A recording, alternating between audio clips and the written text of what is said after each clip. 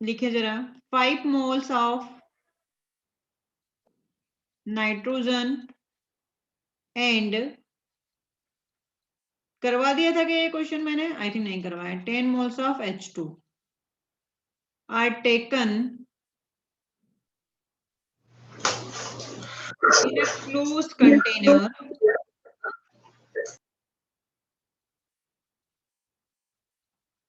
of volume 10 liter at 27 degrees Celsius. If 6 moles of ammonia are formed at equilibrium,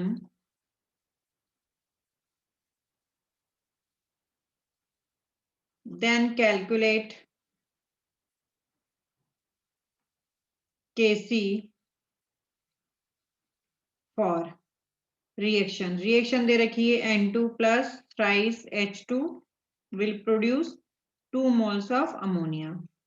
सबसे पहले वही कहानी करना है जो कल मैंने सिखाया था। क्या करोगे? सबसे पहले T0 पे आपके पास में नाइट्रोजन के कितने मोल्स हैं जल्दी से बताओ। 5 moles, 5 moles of N2, 10 moles of H2 है ना, तो 10 मोल्स और इधर इसके 0 मोल्स। T इक्विलिब्रियम पे 5 minus x 10 minus thrice x, ये सबसे पहले अपने को लिखना है कहानी। अब आपको वो कहता है कि 6 मोल्स ऑफ अमोनिया बन रहे हैं, है ना, that is 2x is equal to 6। हाँ या ना बोलो? 6 मोल्स ऑफ अमोनिया बन रहे हैं ना, तो 6 मोल ऑफ अमोनिया बन रहे हैं, मतलब अपने को यहाँ से x की वैल्यू पता चल जाएगी। तो x इज इक्वल टू कितना हो गया? 3 हो गया। हाँ।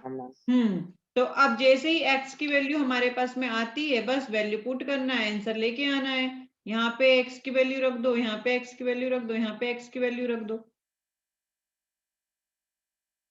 तो ये हो जाएगा 5 माइनस 3, इधर हो जाएगा 10 माइनस 3 इंटू 3 और 2 इंटू 3, तो मेरे पास में ये 216। क्लियर? यहाँ से आप केसी का एक्सप्रेशन लिखते हैं, एक क्वेश्चन में बता देती हूँ, बाकी तो आपको लिखना ही है। तो अब यहाँ पे मेरे पास में क्या लिखती हूँ केसी के एक्सप्रेशन में? Concentration of product that is ammonia, और उसकी पावर में 2 जाएगा क्योंकि कोफिशिएंट आपके पास में 2 है। अपॉन में क्या लिखोगे? Concentration of N2, concentration of H2, और पावर में इसके क्या हो जाएगा? क्यूब लग जाएगा। तो Kc इज इक्वल टू यहाँ से क्या हो जाएगा? 6 का स्क्वायर अपॉन ये आया आपका N2 2 और ये आया आपका 1, तो 2 इंटू 1 क्यूब। बस फिर क्या करेंगे? वॉल्यूम मैंने बता ही रखा है कि जिधर पावर कम है, क्योंकि पहले अपने को इस पर्पस में नहीं पढ़ना है कि वॉल्यूम भी देखें, जब आप फाइनल लेके वैल्यू रख दो तब देखो कि मेरे पास में यहाँ पे ऊपर कितना है 2 और नीचे कितनी पावर है 4, दैट इज v स्क्वायर यहाँ पे आएगा, v स्क्वायर ऊपर आएगा मतलब 10 स्क्वायर इधर ऊपर जाए। देखो जरा आप केसी की वैल्यू निकाल के बताओ मुझे जल्दी से। अब नहीं आया तो अभी और पूछ लेना। आया भाई आंसर? 1800 सबका आया? ठीक है। अब यहीं से आपको अगर इसके लिए केपी पूछे तो आपके पास केसी तो आ ही गया है, डेल्टा एनजी आपको पता ही है, डेल्टा एनजी इस केस के लिए कितना हो जाएगा? -2।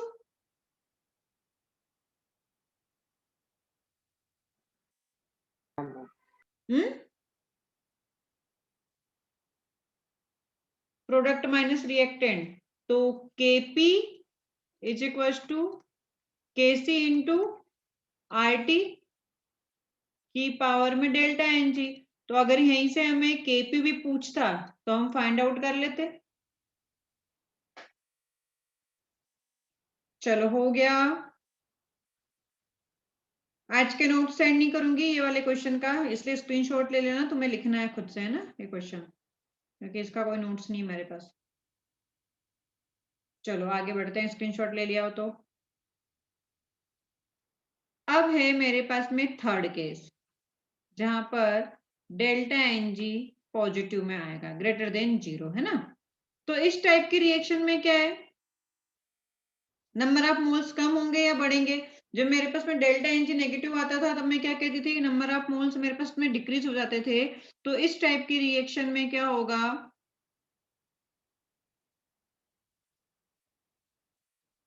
In this type of reaction number of moles increases. क्या मतलब है इसका, कि जितना आपने इनिशियल मोल लिया होगा, फाइनल मोल्स आपके कुछ बढ़ के मिले होंगे। That is number of moles formed are greater than number of moles of consumes। यहां से ये समझ में आ जाता है, क्योंकि ये छोटे छोटे पॉइंट्स हैं जहां से हमें ऑब्जेक्टिव आते हैं और हम यहाँ पे फिर माइनस मार्किंग करते हैं। डेल्टा एन जी देख के ही हमें समझ में आ जाएगा कि मोल्स बढ़ेंगे, कम होंगे या कांस्टेंट रहेंगे। अब यहाँ पे मेरे पास में एग्जांपल के तौर पे अगेन मुझे यहाँ पे एक्सप्रेशंस की बात करनी पड़ेगी। N2O4 it's gives twice NO2। पूरा वही कहानी है कि इनिशियली मुझे इसके A मोल लेने हैं, इसके 0 मोल लेने हैं, फिर इक्विलिब्रियम पे इसके कुछ x मोल्स डिसोसिएट हो गए होंगे, यहाँ पे 2x आ जाएगा, ठीक है ना। तो देखो इनिशियली मेरे पास में कितने मोल थे, A, फिर इक्विलिब्रियम पे कितने आ गए, A minus x plus 2x, that is A plus x, है ना। ये टोटल मोल्स हो गए हमारे। तो कुछ मोल्स बढ़ के मिले ना। अब Kc और Kp का एक्सप्रेशन, तो यहाँ पे Kc इज इक्वल टू क्या हो जाएगा आपके पास में, कंसंट्रेशन ऑफ NO2 का square upon concentration of N2O4। अब बताओ मुझे वॉल्यूम किधर जाएगा, ऊपर 2 पावर है, नीचे 1 है, तो 1/v हो जाएगा। सही भाई। तो मुझे यहाँ से क्या लिख देना है, ट्वाइस एक्स स्क्वायर अपॉन में a माइनस एक्स और इनटू में 1/v। तो ये केसी का एक्सप्रेशन आ गया। और मैंने कहा था कि केपी में आपको क्या करना है, जो टोटल मोल्स हैं उनको उसके साथ में ऐड कर देना है। और किधर ऐड करना है, वॉल्यूम के अपोजिट साइड आपका प्रेशर होगा, ठीक है। तो इस चीज को ध्यान में रखते हुए हम यहाँ से केपी को भी निकाल लेंगे कि केपी इज इक्वल टू क्या हो जाएगा, ट्वाइस एक्स स्क्वायर अपॉन में ए माइनस एक्स। अब मेरे पास में यहाँ पे वॉल्यूम नीचे जा रहा है तो टोटल प्रेशर आपका ऊपर आ जाएगा, तो आपके पास में मोल्स कहाँ आ जाएंगे, नीचे आ जाएंगे। आया समझ में। हाँ मैम। इसका भी स्क्रीनशॉट ले लो।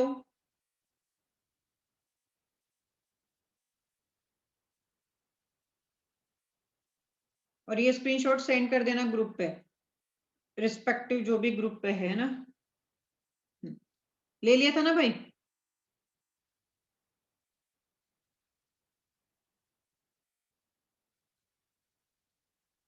और जो लोग ये सोच के क्लास नहीं अटेंड कर रहे हैं कि रिकॉर्डिंग मिल जाएगी, तो मैं अब रिकॉर्डिंग सेंड करना बंद कर दूंगी।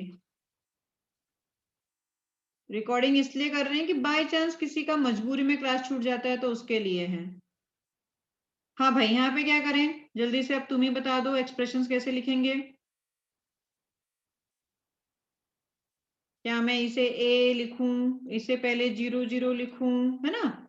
यहाँ पे क्या लिखूं, टी इक्विलिब्रियम पर बेटा a माइनस ट्वाइस एक्स, इसे 2x, इसे 2x। बस इतना अगर समझ में आ गया तो आगे की राह आसान हो जाएगी हमारे लिए, क्योंकि आयनिक इक्विलिब्रियम में भी ये सब चीजें आएगी फिर से, तब वहां पे मुझे ये लिखाना नहीं सिखाना है। क्या लिख दूं? Twice x square. अच्छा मैंने यहाँ पे 2x लिख दिया, सॉरी, O2 तो x ही आएगा ना। इसको काट देना। तो twice x square into x divided by क्या करूं? a minus twice x, SO3 का है तो स्क्वायर। अब बताओ मुझे वॉल्यूम में कितना हो जाएगा? 1/v हो जाएगा। हाँ। ये हो गया। टोटल मोल्स यहाँ से समझ में आ ही रहे हैं, a प्लस एक्स हो जाएंगे हमारे। तो यहाँ से मुझे Kp भी निकालते आ जाएगा। Kp क्या हो जाएगा मेरे लिए? Kp is equal to twice x square into x upon में a माइनस ट्वाइस एक्स का स्क्वायर इंटू, अच्छा टोटल मोल्स देखो क्या आया?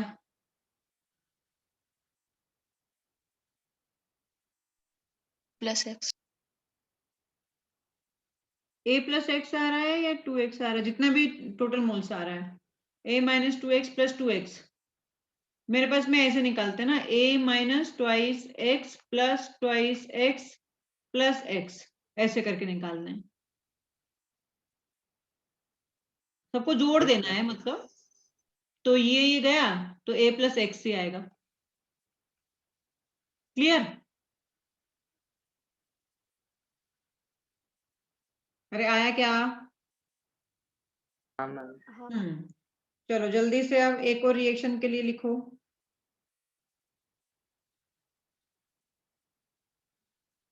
फिर क्वेश्चन देती हूँ न्यूमेरिकल फॉर्म में।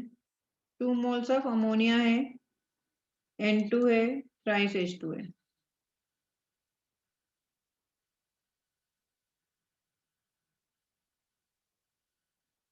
A 0 0, a minus 2x x ट्राइस x, तो Kc क्या हो जाएगा? x इंटू ट्राइस x का क्यूब अपॉन में a minus twice x square into, ऊपर और नीचे में देखो यहाँ पे 4 है, x की पावर 1 मतलब 4, तो 1 अपॉन v स्क्वायर आ जाएगा। क्लियर? टोटल मोल्स निकालो यहाँ से Kp के लिए।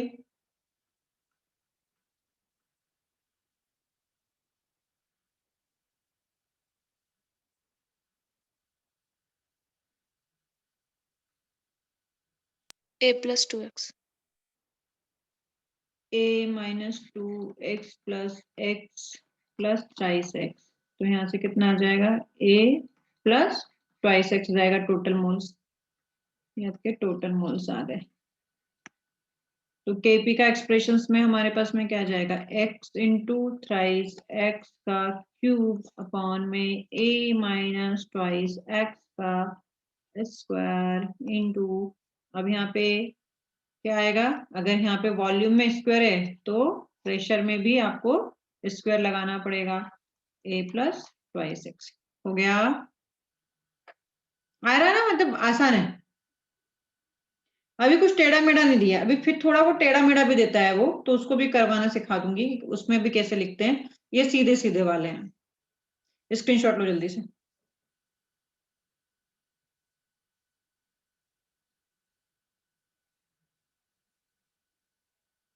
अगर नहीं ले पाओ स्क्रीनशॉट तो बोल देना, मैं अंडू कर दूंगी।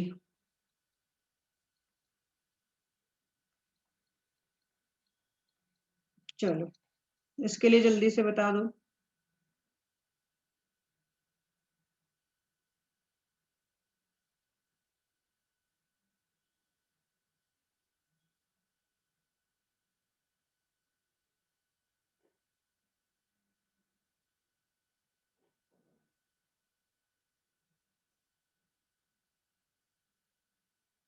मैम Kc हाँ कैसी बता? x square upon a minus x into 1 upon v। ठीक है, देखो अभी फटाफट लिखने की आदत पड़ जाएगी है ना, तो आपको ये थोड़ा सा लिख लेना ताकि गलती करने के चांसेस ही नहीं हो। इनिशियल मोल ए हो जाएंगे, ये आपके ए प्लस एक्स हो जाएंगे। तो के सी इज इक्वल टू मेरे पास में यहाँ से x square upon a minus x, तो पावर मेरे पास में जिधर का मैं उधर मुझे वॉल्यूम जोड़ना है। फिर के पी इज इक्वल टू कितना हो जाएगा, x square upon a minus x into p upon a plus x हो जाएगा।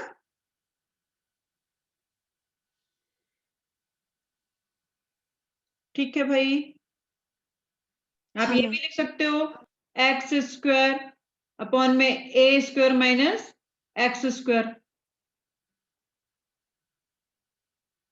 Into p. चलो अब एक क्वेश्चन आपका न्यूमेरिकली है। वो कहता है 5 moles of PCl5 are taken in a closed container which dissociate into PCl3 and Cl2 according to the reaction derive an expression for the moles of PCl5 dissociated in terms of Kp and equilibrium pressure P। मतलब आपको Kc derive नहीं करना है, Kp derive करना है। इसके लिए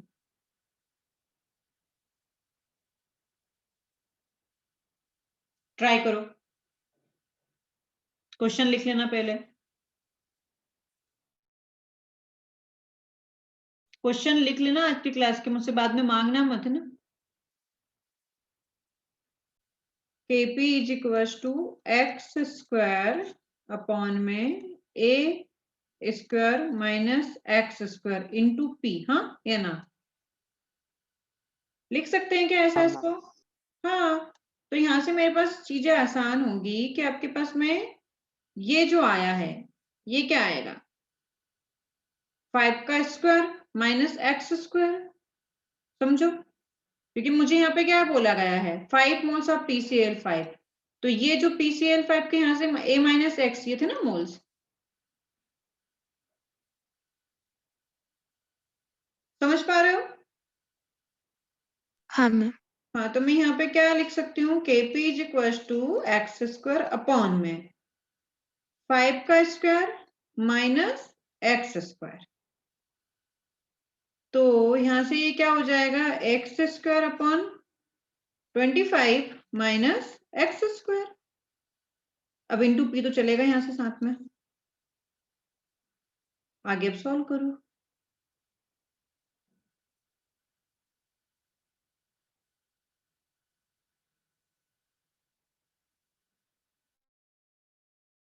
कैसे करते हो यार, इंटू भी तो करना है। तो 25 Kp minus Kp square two के स्क्वायर इंटू पी हुआ। इसे आप आगे और सिंप्लीफाई करो।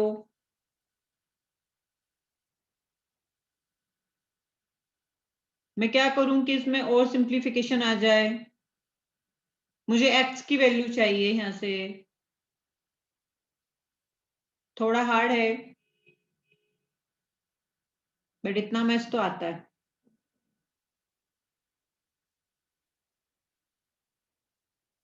क्या कॉमन ले सकते हैं हम, जरा सोचो क्या हो सकता है यहाँ पे। मैम पी ले सकते। हाँ हाँ, बताओ बताओ, करो करो आगे। एक्स ले सकते, जो भी लेना है लो, सोचो, मैं कुछ नहीं बोल रही हूँ। जो कॉमन लेने लायक होगा उसी को लेंगे ना बेटा।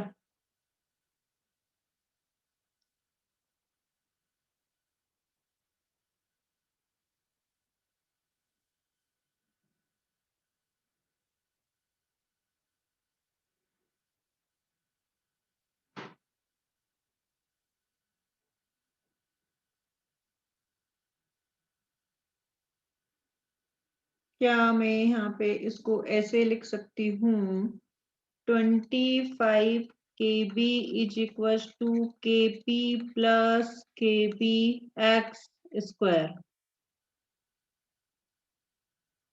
हाँ, हाँ तो यहाँ से मेरे पास में x क्या आ जाएगा, x is equal to under root 25 kp 25 kp upon kp plus p, ये आएगा x की वैल्यू। बस यहीं तक पूछेगा वो। अरे समझा? हाँ मैम। हाँ, तो इसका स्क्रीनशॉट लो जल्दी से। नेक्स्ट है हमारे पास में 10 moles of N2O4 are taken in, क्या हुआ Yashodeep, taken in a close container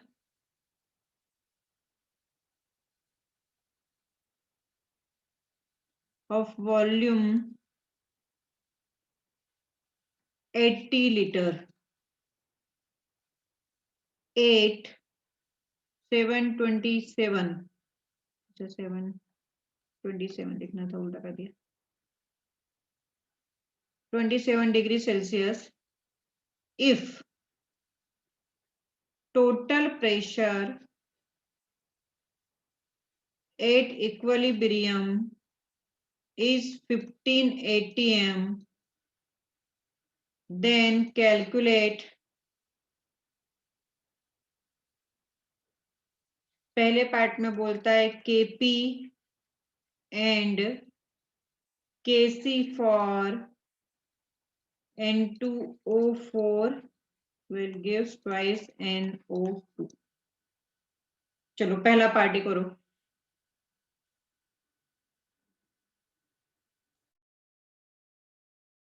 शुरुआत में वैसे ही सोचोगे, N2O4 gives N2O4 initial moles 10 और 0, then 10 minus x twice x,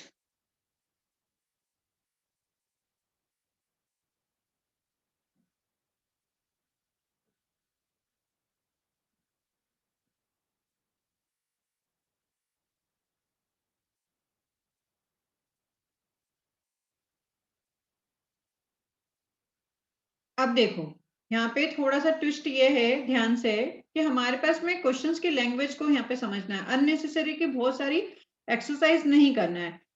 ये आपका क्या है, N2O4 NO2 है ना, दोनों ही गैसियस गैसेस है। क्वेश्चन में क्या दे रखा है मुझे, 10 moles of N2O4 taken in A close container volume 80 litre, और मुझे टोटल प्रेशर दे रखा है ना, इक्विलिब्रियम पे 15 atm। अगर मुझे टोटल प्रेशर दे रखा है तो सीधे PV बराबर nRT मुझे दिमाग में आना चाहिए, ठीक है।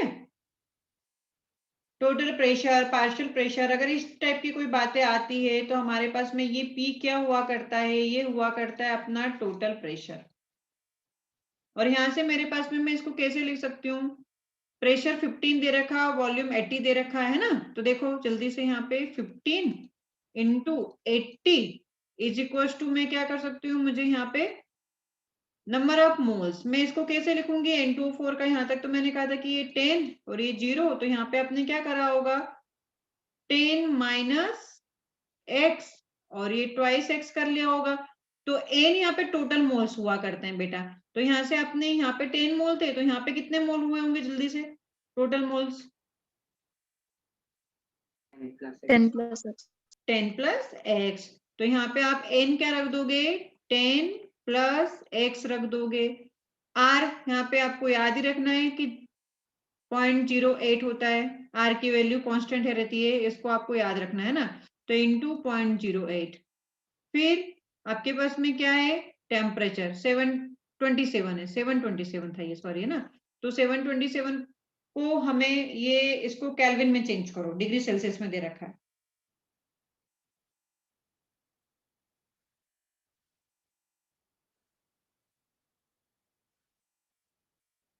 करो करो करो, मैं नहीं बताऊंगी अब केल्विन में चेंज करने के डिग्री सेल्सियस को। 1000 के लिए 1000, तो बस यहाँ पे 1000 आया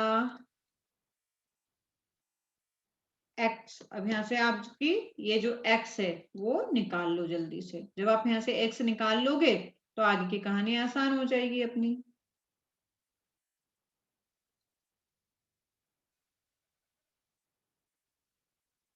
यहाँ से x कितना आता है?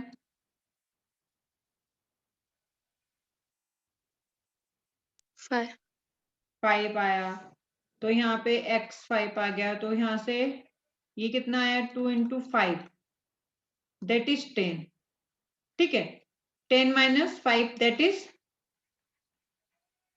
5। आ गई बात समझ में? हाँ मैम। तो क्योंकि आपको और कुछ नहीं गिवन है तो फिर इस तरह से कर लोगे आप। टोटल प्रेशर दे रखा है तो अब मुझे केसी निकालना है, तो केसी के लिए मेरे पास में इसके मोल्स आ गए, इसके मोल्स आ गए मेरे पास में कंसंट्रेशन। तो सीधे फिर क्या करूं मैं? केसी इज इक्वल टू इसका 10 का स्क्वायर और अपॉन में 5 रख देंगे, तो यहाँ से केसी इज इक्वल टू 10 का स्क्वायर अपॉन में 5 इंटू ऊपर 2 है नीचे 1 है, तो हम क्या करेंगे? 1/v दैट इज 1/80 लिखेंगे। तो यहाँ से केसी निकाल लो।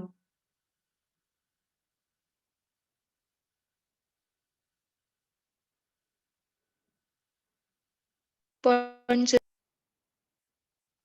0.25 आ गया। अब जब केसी आ गया तो फिर केपी भी आ जाएगा।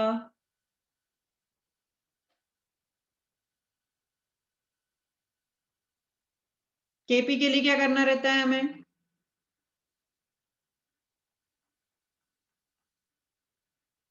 जीरो 0.25 इंटू, है ना, प्रेशर कितना दे रखा था?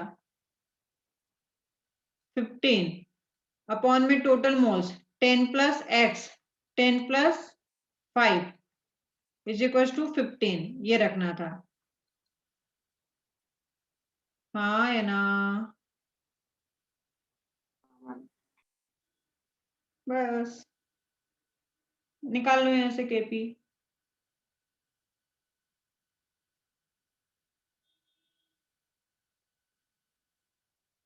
चलो स्क्रीनशॉट ले लो इस क्वेश्चन का, आगे बढ़ते हैं। तो अभी मैम। हमने जितनी भी रिएक्शंस की बात करी वो सारी की सारी रिएक्शन कौन सी थी? हम बात मैम करते थे होम। हाँ बेटा, हाँ, वो लास्ट क्वेश्चन में केपी एंड केसी सेम आए ना? केपी और केसी सेम हो सकता है क्या यहाँ पे?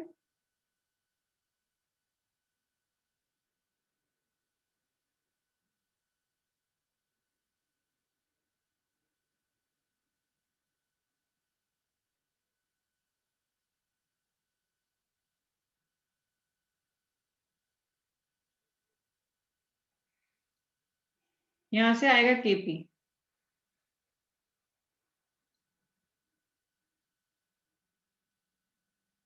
तुमने क्या 15 डिवाइडेड बाय 15 तो इसको उड़ा दिया क्या?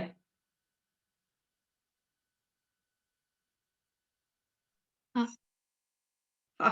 ऐसे नहीं करते बच्चे।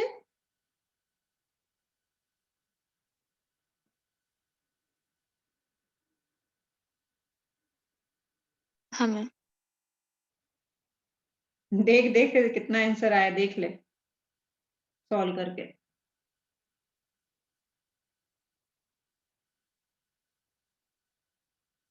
सेम आएगा या नहीं आएगा? हो भी सकता है नहीं हो भी सकता हो। पूरा एकदम आंसर लेके आजा केपी। उड़ा सकते हैं क्या हम 15 डिवाइडेड बाय 15 अपॉन 15 को?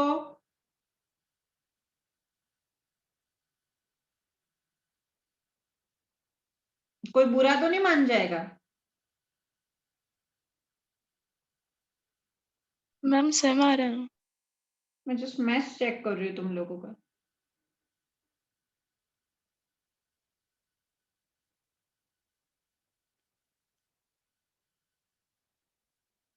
कुछ गड़बड़ की फिर तो अपन ने।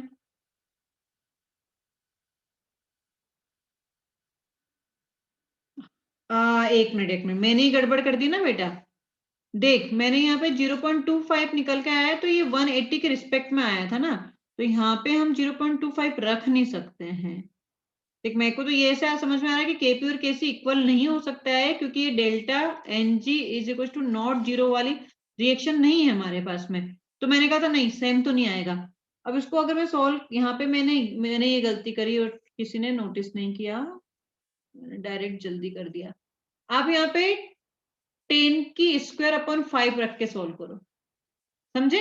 क्योंकि ये जो 0.25 था वो तो किसका आया था, 1/80 मिला के आया था ना, तो आपका सेम आ रहा होगा। एंट्री गलती हो गई। अब करो सॉल्व।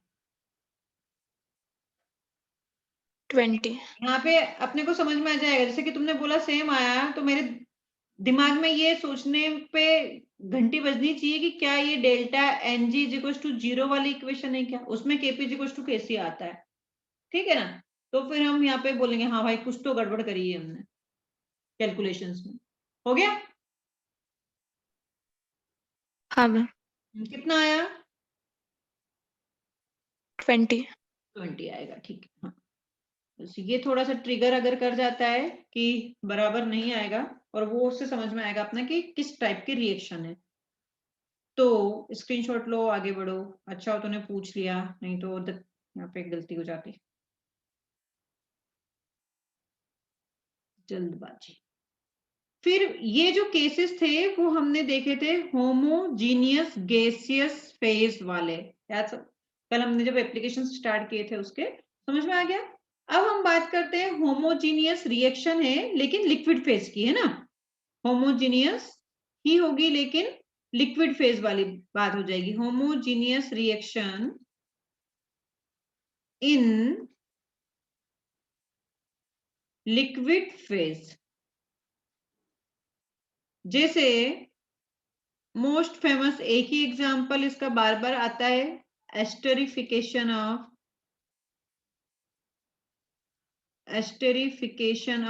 एसिड। मात्र एक ही रिएक्शन बार बार आती है इसमें, अगर इस के अंडर लाइन में कोई क्वेश्चन आना है तो। एसिड का एस्टरिफिकेशन क्या होता है कि जब किसी एसिड की रिएक्शन अल्कोहल से की जाती है तो एस्टर बनता है। तो एसिडिक एसिड लिया, अल्कोहल लिया, है ना, और ये अल्कोहल भी आपका लिक्विड फॉर्म में होगा, एसिटिक एसिड भी आपका लिक्विड फॉर्म में होगा। यहाँ से बनता है हमारा CH3 C double bond O C2H5 ester, ये भी लिक्विड फॉर्म में होगा, और वाटर बना ये भी आपका लिक्विड फॉर्म में ही होगा। कौन से टाइप की रिएक्शन है ये? Delta n is equal to zero type. देख लीजिए 2 मोल्स इधर है, 2 मोल्स इधर है ना? तो जो मोल्स हैं आपके वो आपके क्या रहेंगे, कांस्टेंट ही रहेंगे, मतलब टोटल मोल्स आपके A प्लस बी, तो A प्लस बी ही रहेंगे यहाँ पे भी। चलो अब देखते हैं बात क्या हुआ होगा। इधर A B इनिशियल में 0 0, फिर A minus x, B minus x, x x, ठीक है? तो ये आपके T0 वाली बात हो गई, या फिर टी इक्विलिब्रियम की बात हो गई। तो केसी का एक्सप्रेशन के लिए कैसे लिखोगे? x इंटू एक्स, ये x अपॉन में क्या कर दोगे, a minus x into b minus x. Clear? अब अच्छी बात यह है कि सिर्फ लिक्विड है, तो इसके लिए केसी डिफाइन होगा, KP can not be defined. बात ही खत्म हो गई। कोई गलती से बोल भी दे, बोले नहीं करना हमें, लिक्विड फेज वाली रिएक्शन है, ठीक है?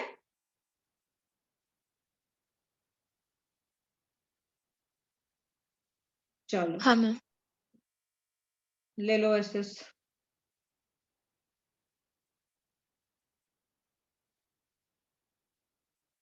अब मैं एक क्वेश्चन दे रही हूँ इस पे based on he.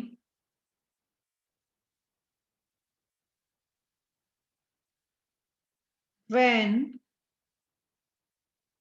1 mole of acetic acid react with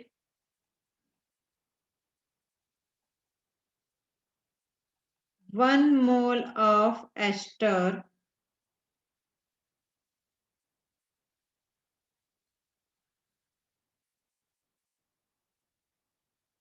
when एक मिनट है ना, when 1 mole of acetic acid react with 1 mole of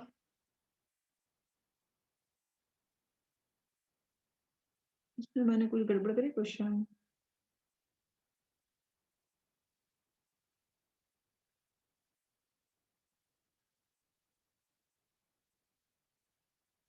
One mole of acetic acid react with 1 mole of alcohol.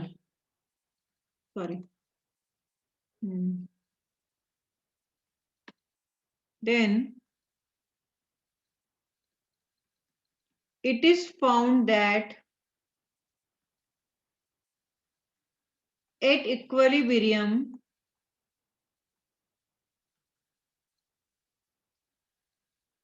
two by third of the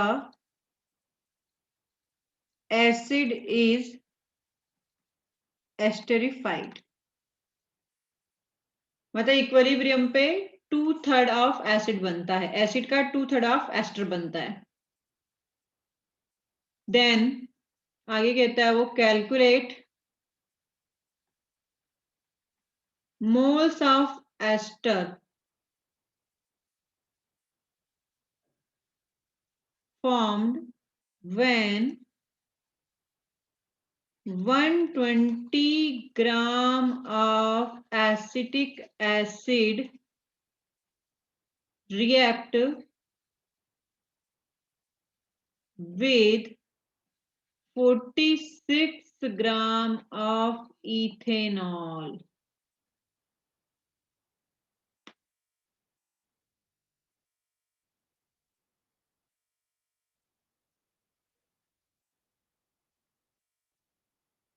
यहाँ पे उसने 2 situation दी है, पहले ही बता दूं मैं, अच्छा लेवल का क्वेश्चन है।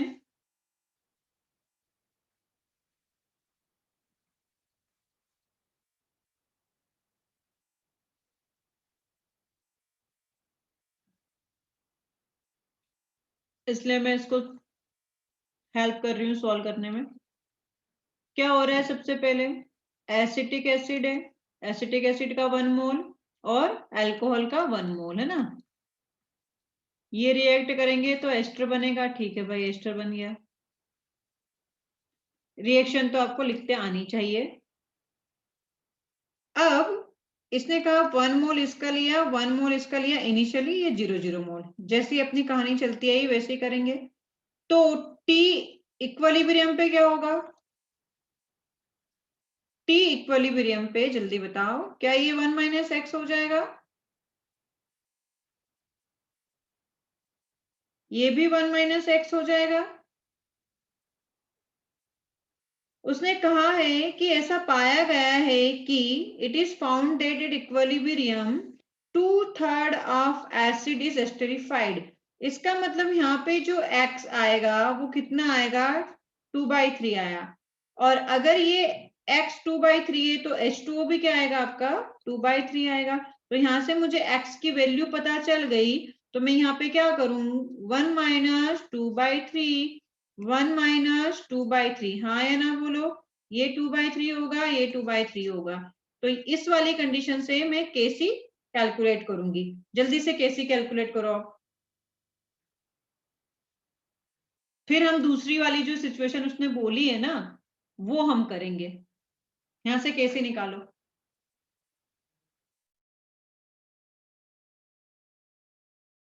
केसी आया 4 सबका? अब आगे क्या कहता है वो, मैं इसको थोड़ा यहीं पे इरेज करके कर देती हूँ। ओह, ये तो नहीं करना था मुझे इरेज।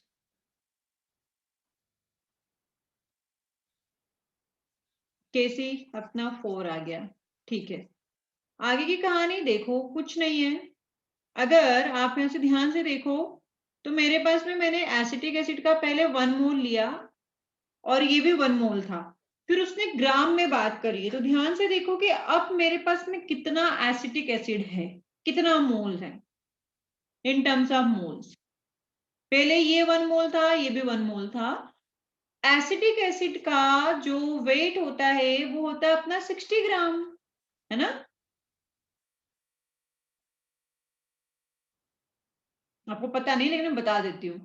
तो पहले एसिटिक एसिड उसने 1 मोल लिया था, मतलब 60 ग्राम लिया था। अब उसने कितना ग्राम लिया है? 120 ग्राम लिया। मतलब ये कि एसिटिक एसिड उसने अभी 2 मोल्स ले लिए हैं।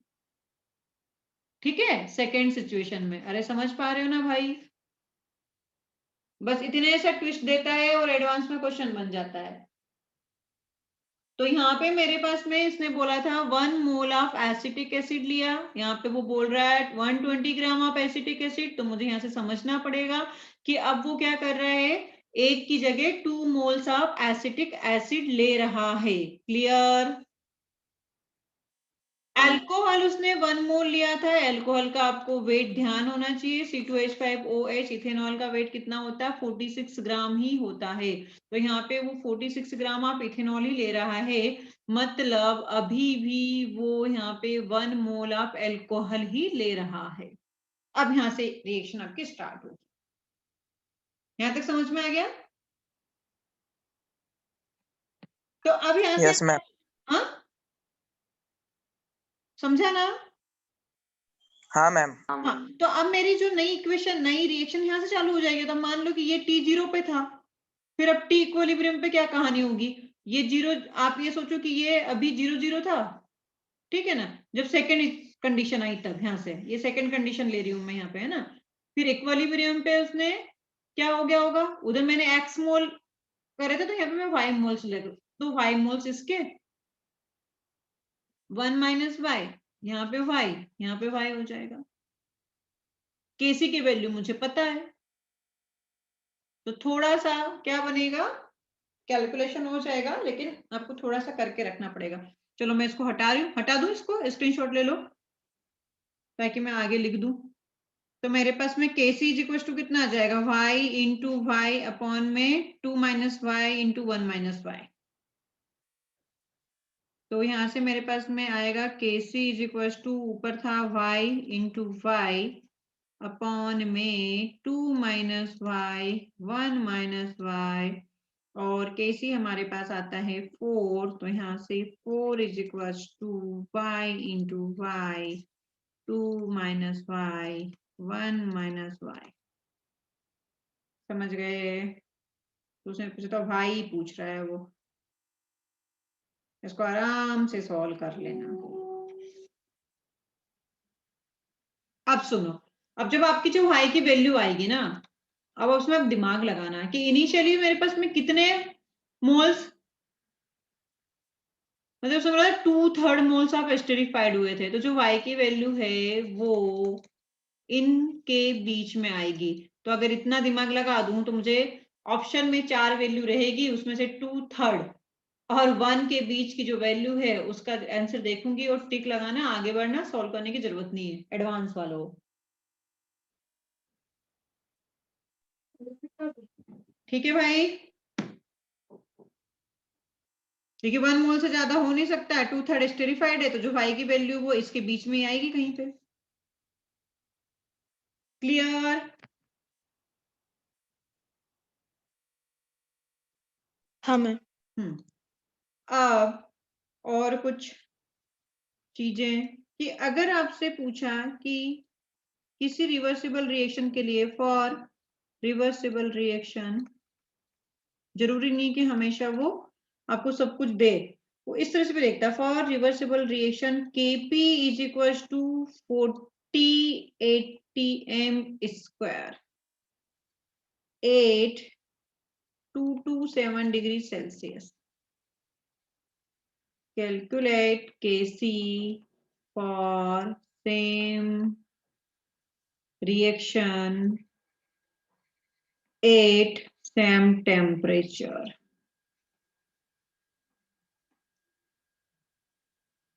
अब ध्यान से कि मेरे पास में केपी और केसी में जो रिलेशन होता है क्या होता है, KP is equal to KC into RT की पावर डेल्टा एनजी। तो यहां से आप देखो डेल्टा एनजी समझ में आ जाएगा कितना आएगा, एटीएम स्क्वायर है, मतलब delta n g is equal to 2 आएगा। यूनिट दे के भी इस तरह से आपसे पूछ सकता है। तो अब तो मेरे लिए काम आसान हो जाएगा, मैं यहाँ पे क्या रखूंगी, KP is equal to KC RT की पावर 2। अब ध्यान रखें ये वाले क्वेश्चन में मैं बता देती हूँ आर की वैल्यू कब कहाँ पे कितनी कितनी हो सकती है ना। जनरली मैंने जैसे बताया था कि 1/12 आप रखोगे कि अगर आपके पास में 300 आता है तो, है ना, तो आर की वैल्यू 0.08 भी रख सकते हैं, 1/12 रखेंगे, लेकिन कब, व्हेन टेम्परेचर आपका 27 डिग्री सेल्सियस या फिर 300 केल्विन रहेगा तब।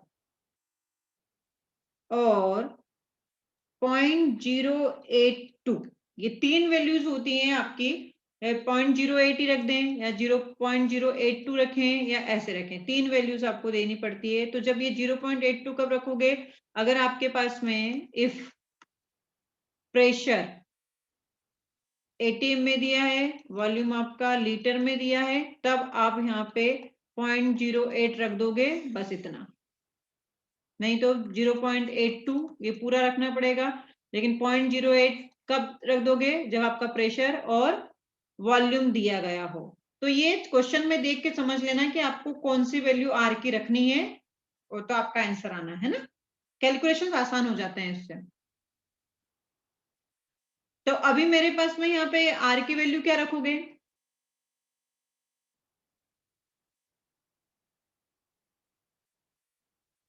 प्रेशर दे रखा ना बेटा, 0.08। हाँ तो 0.08 रख दो।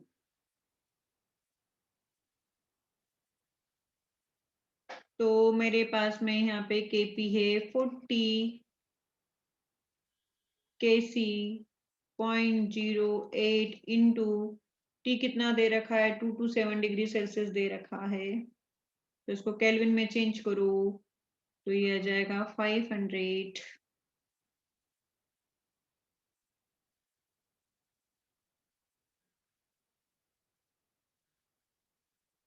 देखो उसने वैल्यूज ऐसे दी कि 40 हो जाएगा, है ना, समझ पा रहे हो।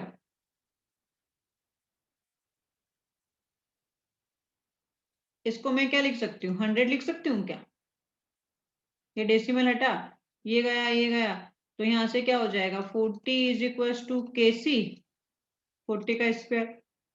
अगर आप यहाँ से चेक कर सकते हो जल्दी जल्दी तो ये हो जाएगा आपका, फिर ये इससे ये चला गया, तो के सी इज इक्वल टू क्या हो जाएगा 1/40, मतलब 1/4, मतलब आपको क्या लिखना है इसको 2.5 इंटू 10 की पावर -2 आ गया। ये इस तरह से जल्दी जल्दी आप सॉल्व कर सकते हो, थोड़ा सा दिमाग लगाओगे तो।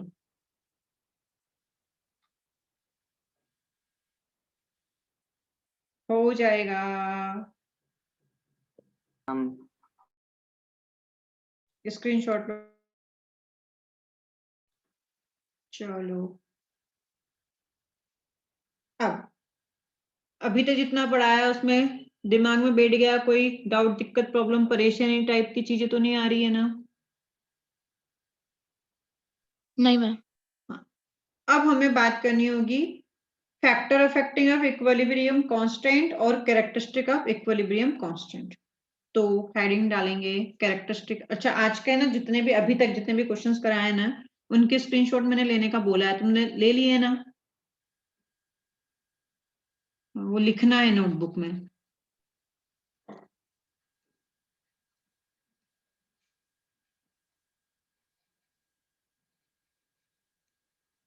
अब क्या क्या इसके इक्विलिब्रियम कांस्टेंट के कैरेक्टरिस्टिक हो सकते हैं। इक्विलिब्रियम कांस्टेंट समझ में आता ही अपने को, क्या है ये? फॉरवर्ड डायरेक्शन और बैकवर्ड डायरेक्शन का रेशियो है। तो इक्विलिब्रियम कांस्टेंट जो होगा वो किसके लिए डिफाइन किया जाएगा, कैसे डिफाइन किया जाएगा? Equilibrium constant is defined only when concentration, अब देखो मैं यहाँ पे कंसंट्रेशन पूरा लिख रही हूँ ना, लेकिन अगर आपसे कोई इस तरह से लिख दे रिएक्टेंट को स्क्वायर ब्रैकेट में, तो भी समझ जाना है वो किसकी बात कर रहा है, कंसंट्रेशन ऑफ रिएक्टेंट की बात कर रहा है। तो equilibrium constant is defined only when concentration of reactant and product have attained their equilibrium value. जैसे कि अपन लिखते हैं ना T0, फिर उसके बाद में T इक्विलिब्रियम पे, तो जब आपका रिएक्टेंट एंड प्रोडक्ट जो है वो इक्विलिब्रियम वैल्यू को अटेंड कर ले, क्या मतलब है इसका, कि कांस्टेंट वैल्यू को अटेंड कर ले, तभी हम इसे डिफाइन कर सकते हैं। ठीक है ना? देखा ही है आपने कि आप पहले ए लेते थे, फिर a माइनस एक्स करते हो, तो a माइनस एक्स हम t इक्विलिब्रियम पे करते थे तो उसकी कुछ वैल्यू आ जाती थी। तो equilibrium constant is defined only when concentration of reactant and product attain their equilibrium values, और ये टाइम के साथ में चेंज नहीं होती, फिर हमने उसको कभी भी चेंज नहीं करा था। तो आप ये भी बोल सकते हो and does not changes with time, that is concentration of reactant and concentration of product क्या हो जाती है, कांस्टेंट हो जाती है इक्विलिब्रियम। अपन ने ग्राफ बना के भी देखा था। फिर दूसरा इसका कैरेक्टरिस्टिक है कि equilibrium constant does not depend upon initial concentration. अपन ने देखा है कि जब केपी में मुझे टोटल मोल्स रखने थे तो मैं कौन से वाले मोल्स रखती थी, total moles at equilibrium. Clear है ना? तो इक्विलिब्रियम कांस्टेंट जो है वो आपका इनिशियल कंसंट्रेशन के ऊपर डिपेंड नहीं करता है, initial concentration of reactant and product. अभी तक जो आप लिखते आ रहे हो उसी को ही थ्योरी में लिख रहे हैं। क्लियर? हाँ मैम। हाँ, ये चीज समझने वाली है क्योंकि थ्योरेटिकल जब आ जाता है तो हमें समझ में नहीं आता।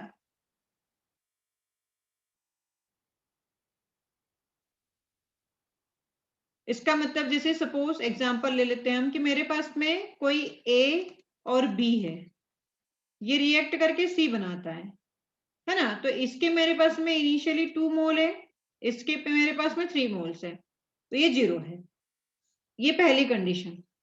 दूसरी कंडीशन, दूसरा केस मेरे पास में ये है कि A प्लस B है और ये C बना रहा है, तो मेरे इसके पास 20 मोल्स है, इसके 10 मोल्स हैं, और इसके C के 0 मोल्स है ना।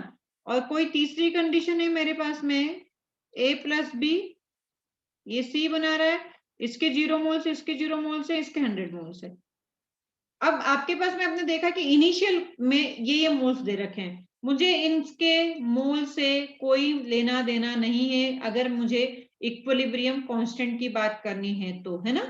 तो तीनों रिएक्शन के लिए आपका जो के इक्विलिब्रियम है वो क्या रहेगा, फिक्स रहेगा भाई, इनिशियल कंसंट्रेशन के ऊपर डिपेंड नहीं करता है। और वैसे भी मैंने जितने भी एक्सप्रेशंस लिखवाए उसमें आपने देखा होगा कि हमने केपी के साथ में जो टोटल नंबर ऑफ मोल्स लिख रहे थे वो कौन से वाले लिख रहे थे, इक्विलिब्रियम पर जो मोल्स आ रहे थे, ना कि इनिशियल में हमने कंसंट्रेशन पे जो मोल्स लिए थे। क्लियर?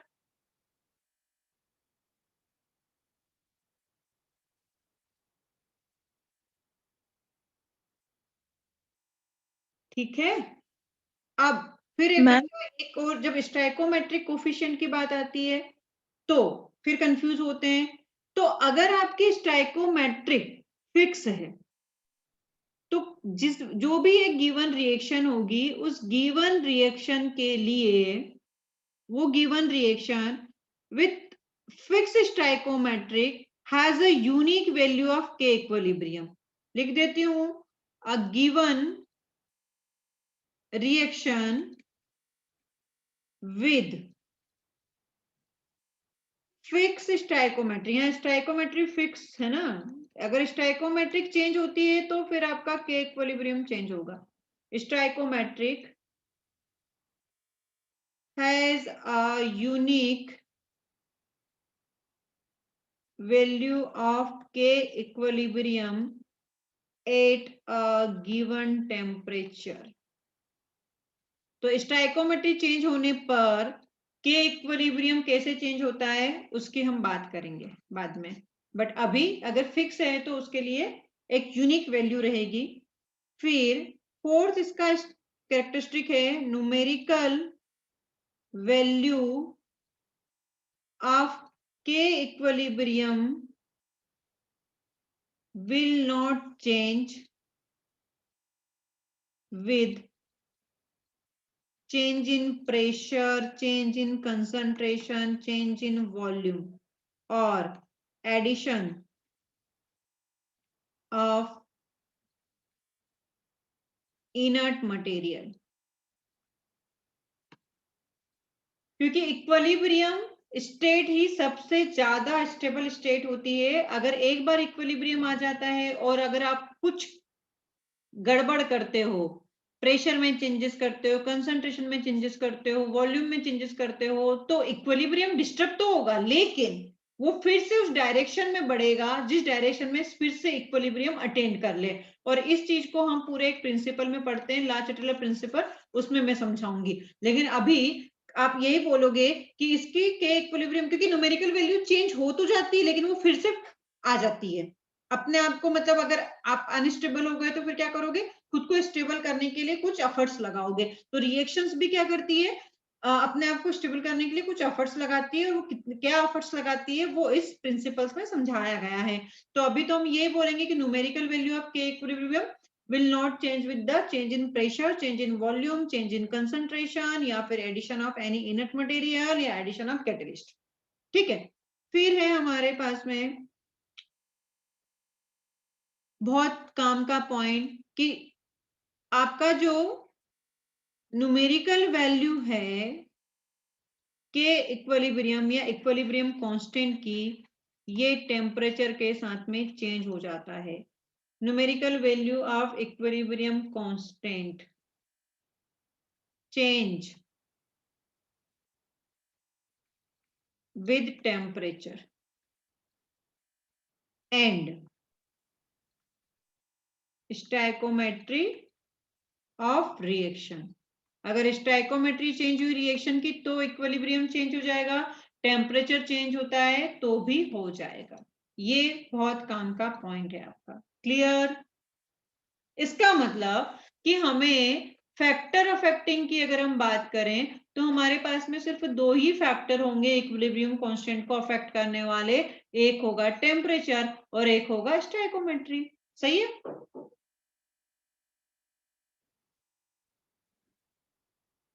तो कल हम पढ़ेंगे factor affecting of equilibrium constant.